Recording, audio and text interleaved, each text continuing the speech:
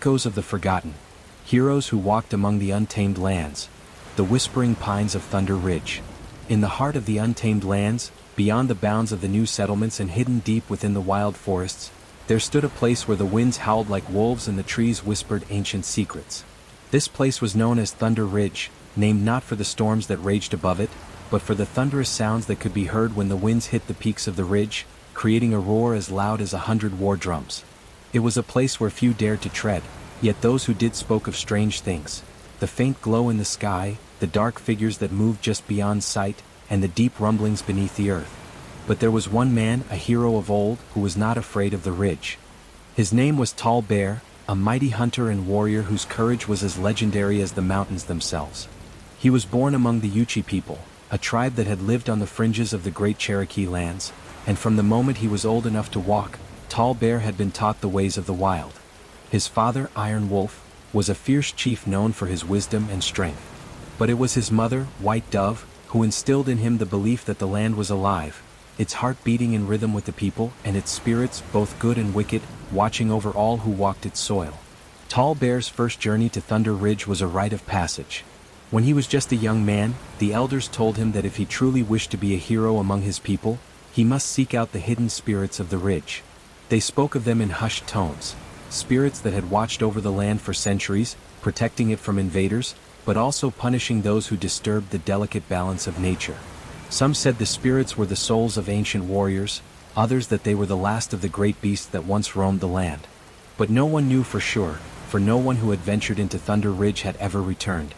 Tall Bear, determined to prove his bravery, set off alone into the wilds of the ridge. His heart beat strong with the fire of youth and ambition, but his mind was calm, for he knew that a warrior must always listen to the land and respect the spirits that governed it. With his bow and spear, he made his way through the thick underbrush, the sun barely creeping through the tall pines, casting long shadows on the forest floor. The deeper he ventured into the heart of Thunder Ridge, the more he felt a strange presence. It was as if the trees themselves were watching him, their branches swaying in a way that seemed unnatural. The wind would whip through the pines, and the sound that followed was not just the rustling of leaves but a low murmur, like whispers carried on the breeze. Tall Bear paused, listening carefully. The wind spoke to him, the spirits of the land calling out in an ancient tongue, a language long forgotten by the people of his tribe. But even though he could not understand the words, he felt their weight in his bones, a warning, perhaps, or an invitation. He pressed on, his feet silent on the moss-covered earth. As night began to fall, the forest took on a different character. The air grew thick with mist, and the sound of distant howling, was it wolves or something else, drifted through the trees. But Tall Bear did not falter. He had come this far and would not turn back. The spirits of the ridge, if they existed, would show themselves soon enough. It was then that he saw it, a figure standing at the edge of the trees, bathed in an eerie glow. Tall Bear's heart skipped a beat. The figure was tall, impossibly tall, with eyes that seemed to reflect the stars themselves. Its skin was made of bark, its arms like the branches of an ancient tree, and its face, though it had no visible features, was a mask of shadow, constantly shifting and changing. The creature was both a man and a tree, both of the earth and beyond it, its form flickering in and out of existence like smoke in the wind. Tall Bear stepped forward, his voice steady as he spoke. "I have come to ask for your blessing, spirit of the ridge. I seek your guidance, that I may become a hero among my people." The figure did not speak, but Tall Bear felt a presence in his mind, a voice not of words but of emotions, a deep, ancient sorrow that filled him to his very core. It was then that he understood. The spirits of Thunder Ridge were not mere protectors. They were the remnants of a time long past, warriors and creatures who had once fought to protect the land from invaders, but who now wandered in the shadows of history, forgotten by all but the earth itself. "I am Tall Bear," he continued, his voice carrying the weight of his ancestors. "I seek your strength to protect my people. I wish to be as mighty as you, a protector of the land, a guardian of the ancient ways." The figure's glowing eyes flickered, and the air around Tall Bear grew cold. The wind picked up again, this time howling like a pack of wolves. The spirit's presence grew stronger, until it felt as though the very earth beneath him was shifting. Tall Bear's knees buckled under the weight of it, but he held firm, refusing to fall. Suddenly the air stilled. The spirit of Thunder Ridge was gone, leaving behind only the sound of the wind in the pines. For a long moment, Tall Bear stood alone, the weight of his journey pressing on him like a stone. But then, in the distance he heard it, a rumble like thunder rolling across the sky. It was not the storm but something deeper, something ancient. The ground beneath him trembled, and for the briefest of moments, he felt a presence, an invisible force pushing against him, testing him. Tall Bear's heart raced, but he did not waver. He was a warrior, a son of the land, and this was his test.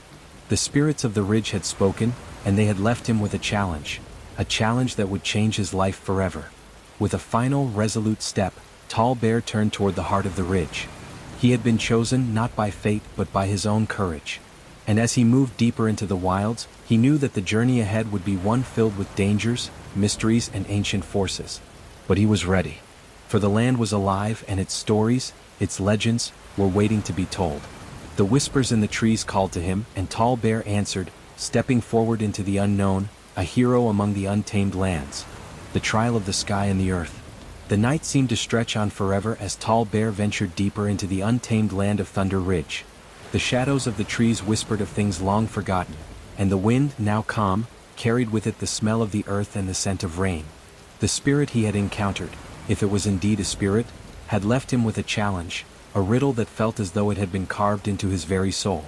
As he journeyed onward, Tall Bear could feel the weight of the land around him, its ancient power pressing against him like a weight, yet it was not oppressive. Instead, it was a reminder that the land had always been here, long before any of the people or creatures of this world had walked its soil. This was a place that time had forgotten, a place where the very earth and sky seemed to hold secrets that were not meant to be uncovered, secrets that Tall Bear was now determined to unlock. It was then, in the deep hours of the night, that the first sign of the trial appeared. The ground beneath him rumbled, and the trees swayed, not with the wind, but as if they were moving themselves.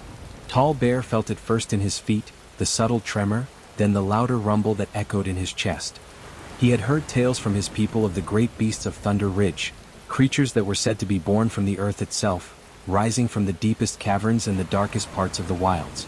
These beasts, the elders had said, were guardians of the ridge, and they would test those who dared to enter their domain.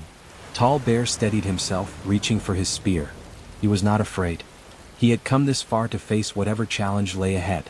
From the shadows of the trees, he saw it, the great serpent of Thunder Ridge. Its scales shimmered like the stars in the night sky, and its eyes glowed with a fierce, otherworldly light. Its body twisted and coiled, moving with an unnatural grace as it slithered toward him, its tongue flicking in and out, tasting the air around him. The serpent was a creature of myth, one that the elders spoke of in hushed voices, a guardian of the ridge, a being that existed not in the realm of man, but in the space between the worlds. Tall Bear had no choice but to confront it. With a quick motion, he drew his spear and stood tall, facing the creature with unwavering resolve. The serpent's glowing eyes locked onto his, and for a moment, time seemed to stand still. Tall Bear could hear nothing but the beating of his own heart and the soft, rhythmic sound of the serpent's breathing. Then, in a voice that seemed to come from the very earth itself, the creature spoke. "Warrior, what is it that you seek on this land?" The voice was deep, resonating in his chest, and it echoed in his mind as much as it did in the air. "Why do you come to disturb the peace of Thunder Ridge?" Tall Bear stood firm, his eyes never leaving the serpent's. "I seek to become a hero of my people. I seek to protect them, to guard this land as you do. I seek the strength of the ridge, the wisdom of the earth, and the power to stand against the darkness that threatens us." The serpent's eyes narrowed, its tongue flicking again, and for a moment, it seemed as though it was considering his words. Then it spoke once more, its voice colder, more demanding. "You seek power, but do you understand the price? This land does not give its strength freely. The sky and the earth are bound together, and to gain the power of the ridge, you must prove your worth by balancing both. The storm is coming, Tall Bear, and with it, your trial will begin. You must face the forces of both sky and earth, and only then will you know if you are truly worthy."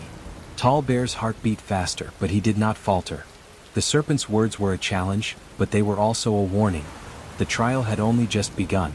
Without another word, the serpent vanished into the shadows, its glowing eyes the last thing Tall Bear saw before the darkness swallowed it whole. The air grew heavier, and the ground beneath him seemed to shift once more. He could feel the storm gathering in the distance, the sky darkening as the first flash of lightning lit up the horizon. It was then that the true test of Thunder Ridge began. The wind picked up, howling through the trees as the storm rolled in from the west. The first drops of rain fell, heavy and cold, as if the heavens themselves were opening to test him. Tall Bear stood firm, his eyes fixed on the darkening sky. The trial of the sky was upon him, and he would face it head-on. The storm came quickly, the wind whipping around him with a ferocity that threatened to knock him off his feet. The lightning flashed, illuminating the landscape in bursts of blinding light, and the thunder crashed, so loud that it seemed to shake the very earth beneath him. But Tall Bear did not flinch. He had been born of this land, and he would not be cowed by its fury. But as the storm raged on, Tall Bear began to feel the pull of the earth beneath him. It was as though the land itself was calling to him, urging him to stand tall and steady as the storm tore at the sky. The earth, ancient and wise, seemed to offer him strength, its roots stretching deep into the ground, anchoring him to its heart. Tall Bear reached down, touching the earth, feeling its pulse beneath his fingers. He felt the connection between the sky and the earth, the balance that held them together, and he knew that to pass the trial, he must align himself with both forces. The sky above him, wild and untamed, the earth below him, steady and eternal, these were the forces that he must master. The storm raged for hours, but Tall Bear stood firm.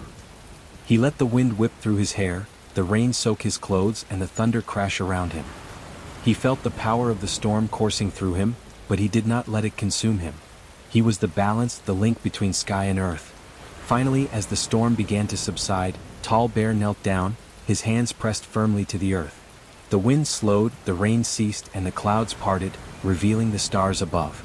He had passed the trial of the sky and the earth. He had shown his strength and his resolve. But the journey was far from over.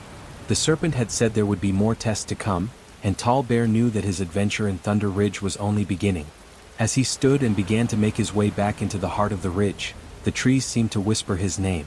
The land had accepted him, but it had also given him a new challenge, a new mystery to solve. Tall Bear could feel the eyes of the spirits on him, their silent gaze urging him forward. The echoes of the forgotten heroes who had walked these lands before him seemed to call from the shadows, their voices a reminder that the legend of Thunder Ridge was far from finished. Tall Bear had proved himself worthy, but the true test lay ahead. And so, he continued into the depths of Thunder Ridge, knowing that his legend was only just beginning.